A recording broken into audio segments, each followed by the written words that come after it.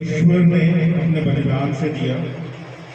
ये पूरी हिस्ट्री में एक अनोखा ऐसा दिन है जिसको गुड फ्राइडे कहा जाता है, जब किसी की मृत्यु हुई।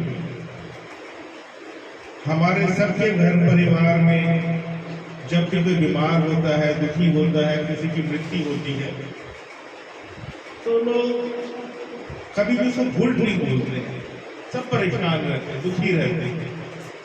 पर ये एक ऐसा वचन है जो परमेश्वर के द्वारा दिया गया, जो पुराने नियम से होते हुए नए नियम में आके परमेश्वर के बलिदान को पूरा करने के लिए और पूरी मानवता के लिए, भलाई के लिए जो संदेश दिया गया, इसलिए इसका नाम गुड फ्राइडे रखा गया।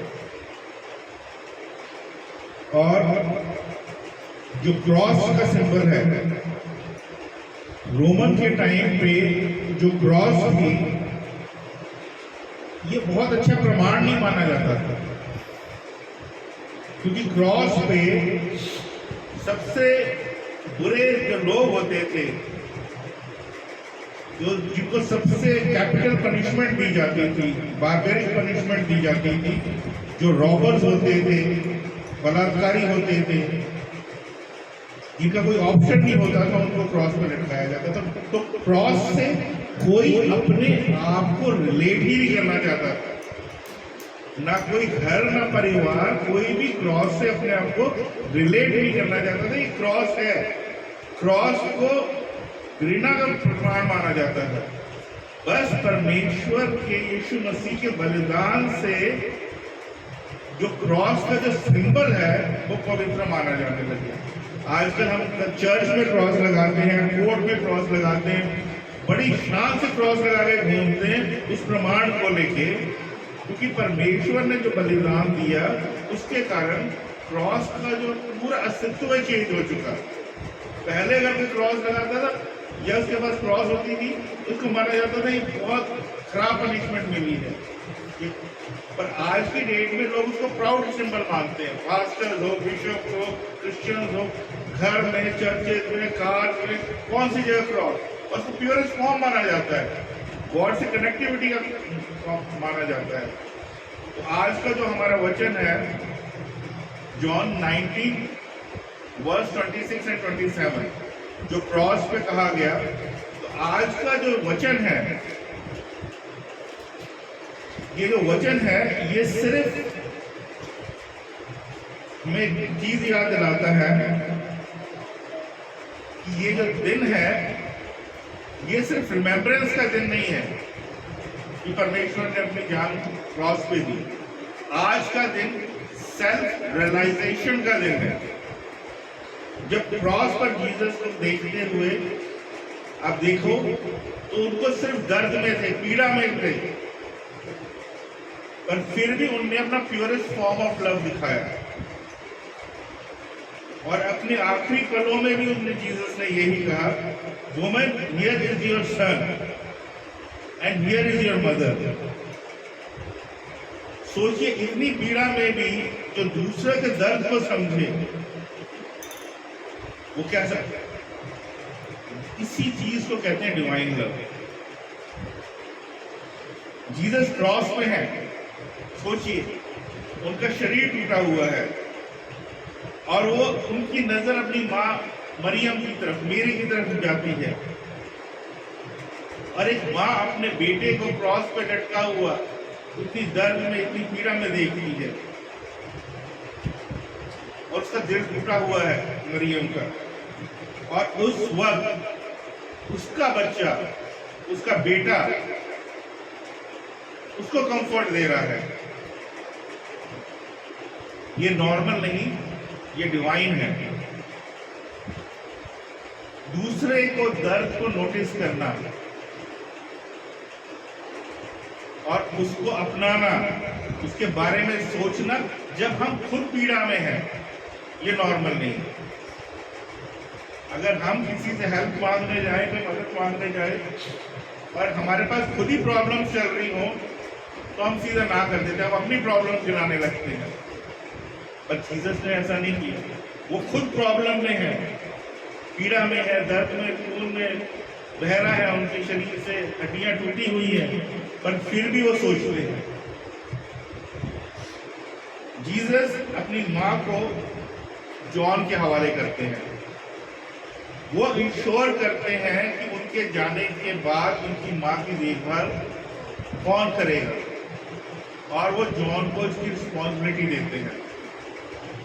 बहुत बड़ी रिस्पॉन्सिबिलिटी है जो जॉन को देते हैं।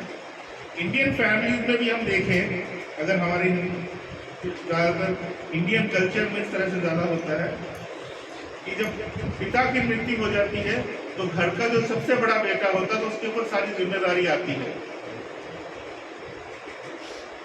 चाहे घर का ख्याल रखना है, माँ का ख्याल रखना है, घर की सारी जिम्मेदारियां हैं और उनको सुरक्षा देनी, प्रोटेक्शन देना।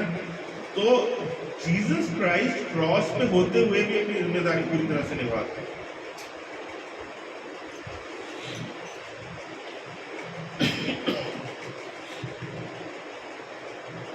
स्पिरिचुअल होने का मतलब रिस्पॉन्सिबिलिटी से भागना नहीं, उसका मतलब उसको निभाना है।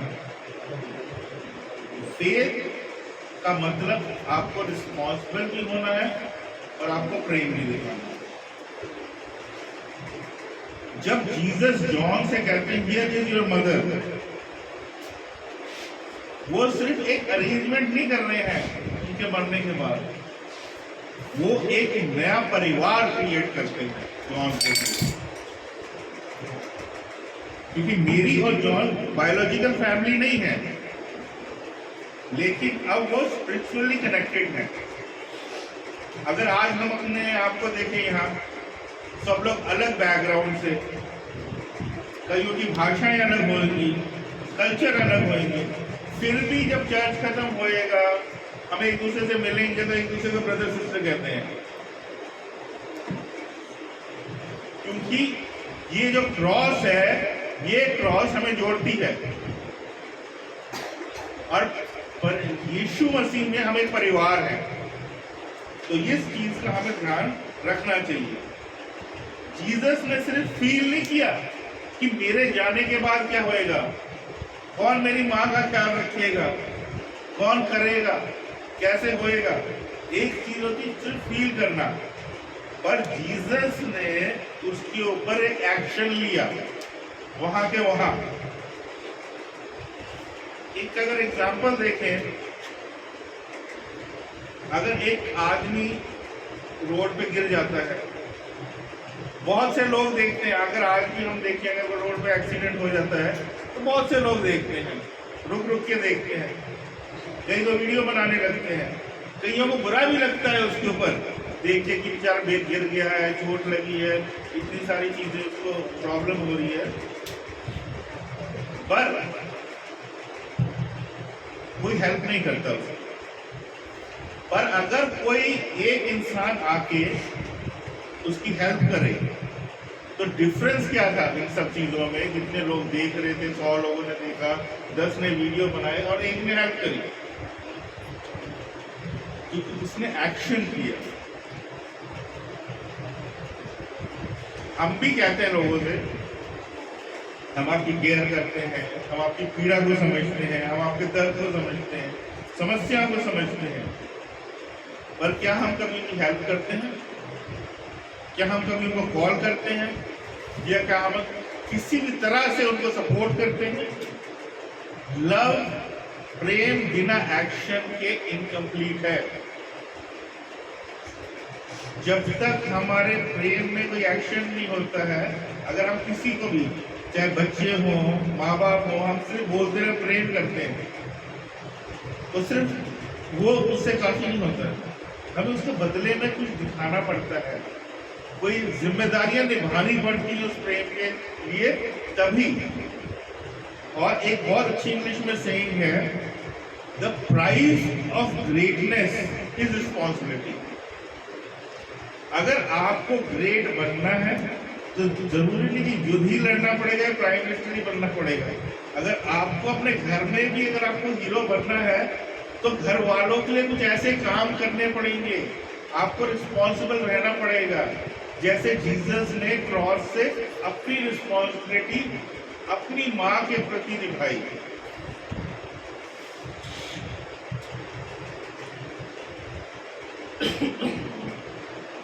जैसे आप एग्जाम्पल लीजिए, कैंडल है, कैंडल जलती है, जीसस भी पीड़ा में थे, जल रहे थे, दुखी थे, और फिर भी उतने पेन में भी उन्होंने अपना लव दिखाया। या हम सिर्फ लव दिखाते हैं, बोलते हैं, या वाक्य में, एक्शन में उसको कन्वर्ट करते हैं? तो आज का जो परमेश्वर का मैसेज हमारे लिए है कि हमें दूसरों का दर्द को देखना है और देखते हुए समझना है, और अगर हमारे वश में कुछ है, प्रार्थना के थ्रू, किसी और चीज के थ्रू अगर हम उसकी हेल्प कर सकते हैं तो फिर उसकी हेल्प करें। पेन में भी लव को याद रखें, दूसरों को सिर्फ फील ना करें, पर उसकी मदद भी करने की हम कोशिश करें। क्रॉस पे हम नेल्स देखते हैं, जैसे यहां हमने देखे हैं, पर उससे ज्यादा परमेश्वर का लव है जो हमें क्रॉस पे दिखाई देता है। केयर है परमेश्वर का, पर उससे भी ज्यादा उसकी केयर है। डेथ है, पर फिर भी उससे ज्यादा उसका रिलेशनशिप है जो हमें दिखाता है। ये जीसस के सिर्फ वर्ड्स ही नहीं है, ये एक लाइफस्टाइल की कॉल है जो हमें अपने अंदर मनानी है इस गुड फ्राइडे की। और गुड फ्राइडे एक ऐसा विवरण दिया गया है इसका कि इसकी जो अहमियत है वो क्रिसमस से भी ज्यादा है। क्योंकि पहले लोग, अभी हमें अंकल ने बताया था कि लोग बलिदान देते थे अपने पाप माफ कराने के लिए, पर वो जो बलिदान था वो टेम्पररी था।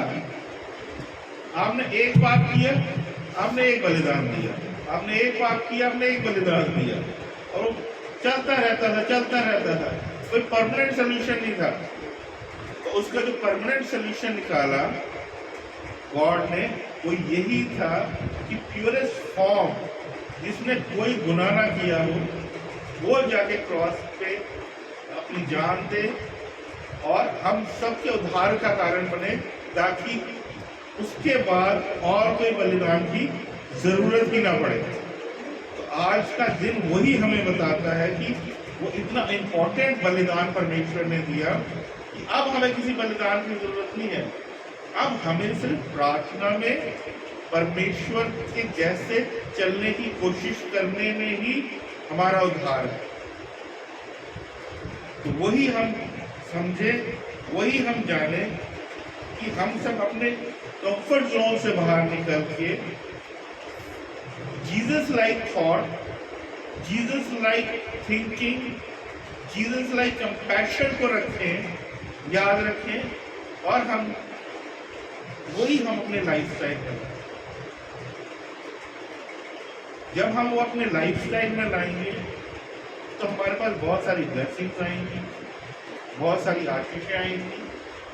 अब परमेश्वर हम सबको ब्लेस करे।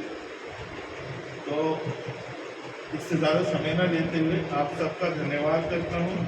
आपने इतने ध्यान से हम सुना। परमेश्वर आपको बहुत बहुत आशीष दे। Thank you pastor. हालेलुया। बहुत ही अच्छे ढंग से हमने इस वचन को जो है से सुना है। खुदा ने बहुत बरकत दी। और जैसा कि इन्होंने इस वचन को स्टार्टिंग में हमें बताया कि क्रॉस जो थी वो बहुत ही घिनौनी सजा थी, और वो इंसान जो था वो घृणित था, शापित था, जिसे क्रॉस पर चढ़ाया जाता था। और हमारा खुदावंद यीशु मसीह मेरे और आपके लिए शापित हुआ कि हम गर्वित हैं। और इस गीत को बहुत ही अच्छे ढंग से हमारे स्वर्गीय पास्टर नेस्टर मल जी बयान करते हैं। लकड़ी पे लटका नासरी, देने को जिंदगी, वही बनाता लाती देने को रस्तगी। आइए हम इस गीत के कोर्स को और एक वर्स को जो है गाएंगे। उसके बाद हमारे बीच में चौथी वाणी जो है वो हमारे बीच में हमारी सिस्टर संजना जी जो है वो हमारे साथ जो है वो शेयर करेंगे। आइए हम इस गीत को जो है गाएंगे और उसके बाद चौथी वाणी हे मेरे परमेश्वर तूने मुझे क्यों छोड़ दिया, उस पर मनन करेंगे। लकड़ी पे लटकाना